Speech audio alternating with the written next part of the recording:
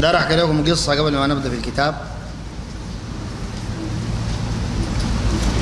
مشيت يوم لمسجد في الدمام، المنطقة الشرقية من السعودية، ومسجد بتاع سلفيين.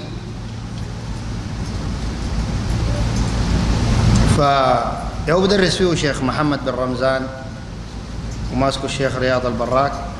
فلقيت ناس يعني في العمر كبار، رجال فيهم سودانيين، وانا ظاهر عليهم اثر السنه يعني.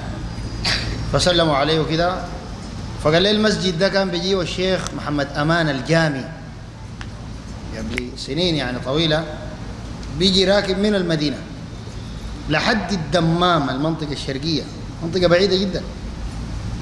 بيجي قال بدرس القواعد الاربعه والاصول الثلاثه، بيجي طوال يعني يوم الدرس، والحضور 4 أنفار.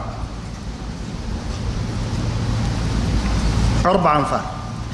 فشوف كيف كان جلد العلماء والمشايخ في تبليغ التوحيد، وصبرهم على تعليم الناس العقيدة الصحيحة. يجي من المدينة راكب، وده الشيخ محمد أمان الجامي، عالم كبير رجل إمام، يجي يدرس ويرجع عشان يدرس كم نفر؟ 4 أنفار.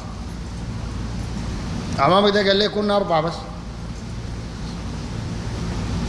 ولعله ما كان بيغيب ذاته حد ما كمل لهم متون العقيدة والتوحيد. عشان كده يا جماعة الواحد فيكم وانتم ناس إن شاء الله دعاة وحفظ لكتاب الله يصبر ويجاهد نفسه وما يستعجل، ويبلغ التوحيد للناس ويعلمهم العقيدة ويحذرهم من الشرك بأنواعه وتفاصيله، حتى لو كان الحضور بسيط،